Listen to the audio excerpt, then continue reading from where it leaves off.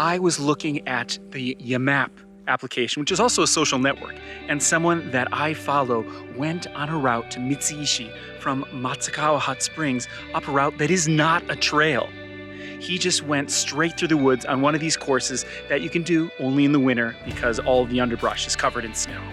He called this a maniac course. Maniac in Japanese implies really geeking out on something, being so into it that only someone who's a real enthusiast would attempt or do that activity. And today I'm just going to be following his map on my GPS map overlaid over it and seeing where it takes me. I've been to Mitsuishi many times, but never this route and never in backcountry skis from the Hachimantai side. And so off we go. The first bit of this hike is just going up along a road, but they don't plow it, and so there's a few meters of snow on it now.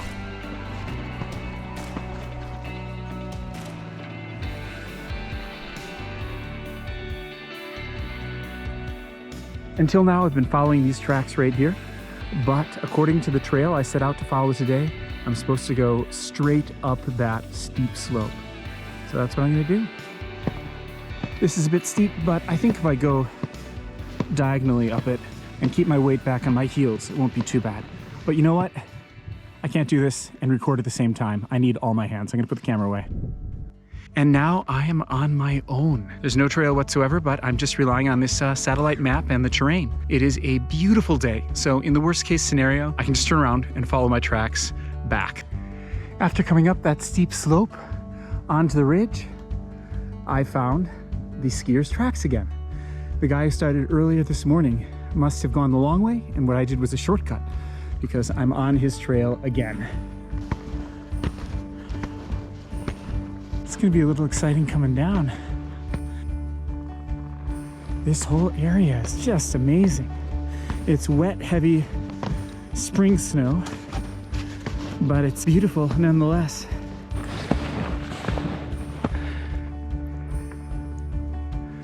That sky. Ooh, pretty steep there, man. Dang. Up, up, up. Much lighter than going in snowshoes. I'm not that exhausted. But look at Mount Iwate. I could just gape in this direction all day long.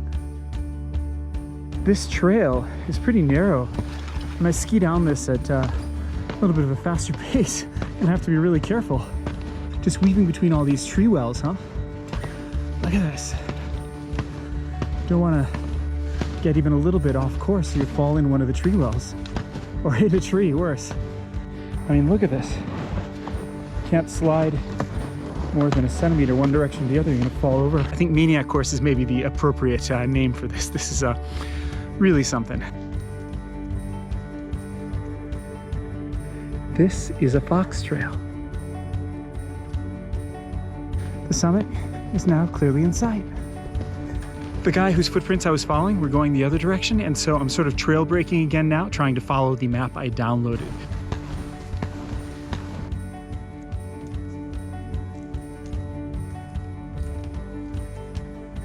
This thing you see up here is called a cornice, in that the snow is going out over a ledge. And so if you're up on top of that, of course, it can collapse and you'll fall down and get buried in heavy snow. So I'm not gonna go too close to this cornice, just pointing it out. Getting there, almost to the summit. If you've never been backcountry skiing, but you basically know how to ski, then when you visit Japan, I really recommend hiring a guide. You can do that in Hakoda and some other places like that where there are guides, and it's not that expensive. And then you get to rent all the equipment for cheap, and you get to experience this, even if you don't know how to do it. And it is so empty. Pretty much got it all to yourself. Gotta come check this out. And the summit is in sight. Not so far now.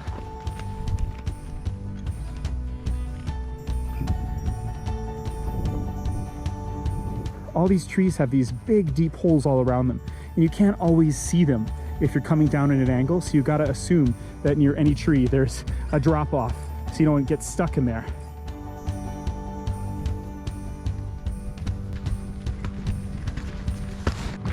I think you get a little bit less tired when you're backcountry skiing than when you're snowshoeing, because you don't have to lift your feet every time. You're sort of sliding. The snow gets a lot harder, as you can hear from the clattering of my skis as we get towards the summit.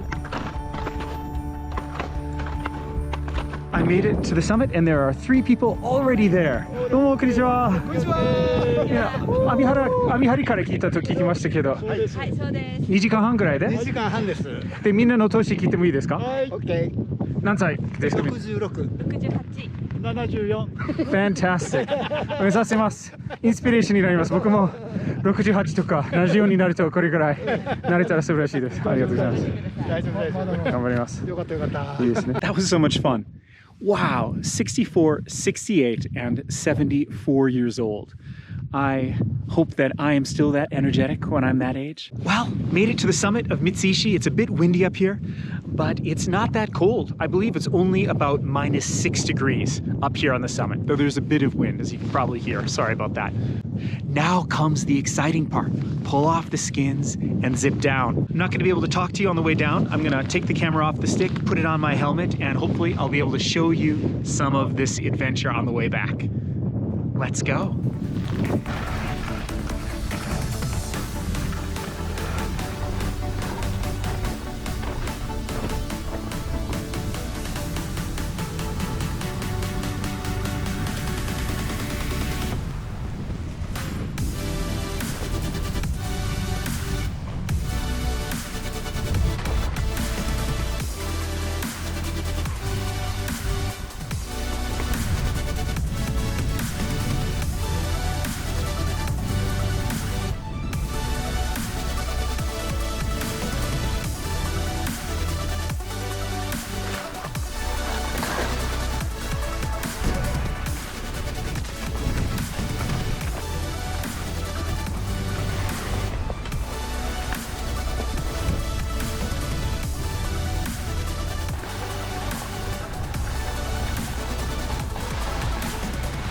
It ended up being about 12.5 kilometers round trip.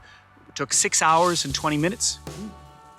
But because there were so many ups and downs, it was a real challenge, more than my previous backcountry stuff where it was mostly just all the way up and then smooth sailing all the way down. This one was hard on the way back, and it was so tight in between a lot of those trees. But didn't fall in any tree holes, and I didn't hit any trees or get injured, so it was a great workout, beautiful day.